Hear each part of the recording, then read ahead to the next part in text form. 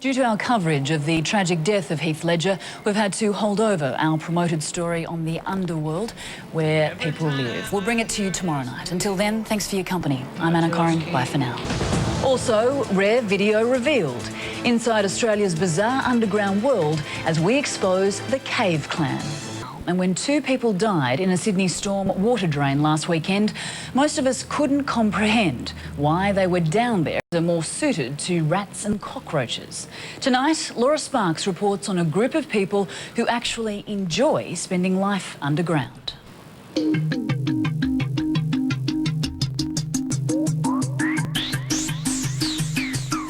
As we sleep in the dead of night, they come. A secret society that descends deep into the underworld beneath our cities. Their faces as hidden as the labyrinth of highways, tunnels and caves they explore. It actually captures people's imagination, the idea of people exploring underground realms. There are railway tunnels that go nowhere. Right? There's the remnants of wartime bomb shelters. They leave a calling card bearing their name, the Cave Clan. What you are watching is the only footage and TV interviews of the clan at work. Since this extremely rare footage was shot, the Cave Clan have enforced a complete media ban. There's a lot of controversy about them, obviously. My understanding is that they started in Australia about 20 years ago. They feel very comfortable about not being known. Around the world, beneath cities like Paris and New York, whole communities exist underground. In the 80s, the TV show Beauty and the Beast centred around a disfigured character, Vincent, born and raised among the mole people of New York. Films like Hugh Grant's Extreme Measures centred their plots around these communities that lived in the maze of subways beneath New York. And there's a little bit of mud just through here, so just be very careful. For most of us, this is the preferred way of seeing our cities underground, with a guided tour. But what the Cave Clan do is something completely different and completely illegal. They call it urbex, urban exploring, and the closest you may ever get to them is here on the internet, where they post many of their discoveries. With a little bit of ingenuity, you know, a pair of bolt cutters and some abseiling ropes, they're able to explore all these amazing worlds. The Cave Clan have again entered the public debate with the deaths of 2 people caught in a stormwater drain at Sydney's Lurline Bay over the weekend. The tragedy again raises the issue of the risks of these intrepid outings and the reasons people like the Cave Clan do it. Some people climb mountains and some people drive cars past, but we go in drains and tunnels. It's the unknown. It's the adventure of it all. Stalactites all over the place and changes shape all the time, and you're coming up miles from where you got in, and you know that's pretty good. Coming up and not knowing exactly where you are, just being there in a place that people rarely ever go. But there is one place they will never go, where the risks are too great.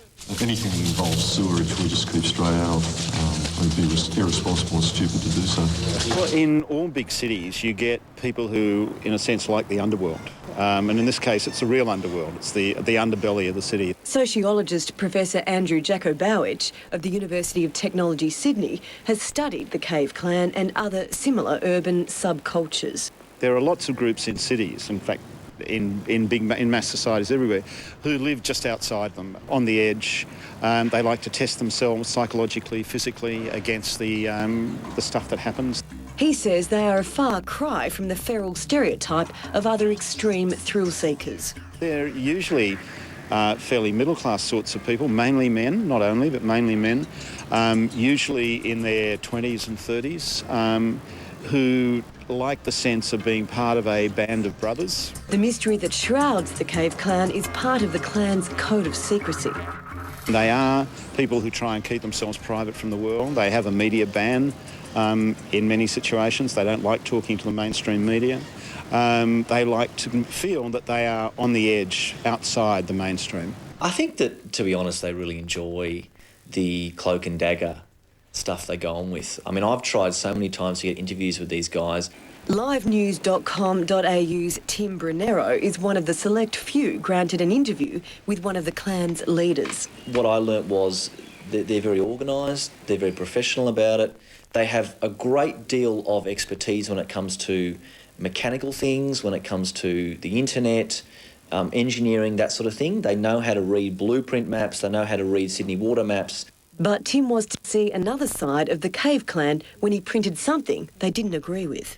When I get something wrong, I'll get a phone call on my home phone. How would they get my home phone? I'm sitting there at 8 o'clock at night about to have some tucker, and I get this phone call telling me, you got this wrong, you got that wrong. It's just interesting. It's like they're there but not there. It's almost like they're underneath. But rather than maligning them, Tim says this counter-cultural crew should be celebrated. There's a little bit of the sort of Aussie spirit in there, just like Burke and Wills. They're sort of going somewhere where other people haven't been.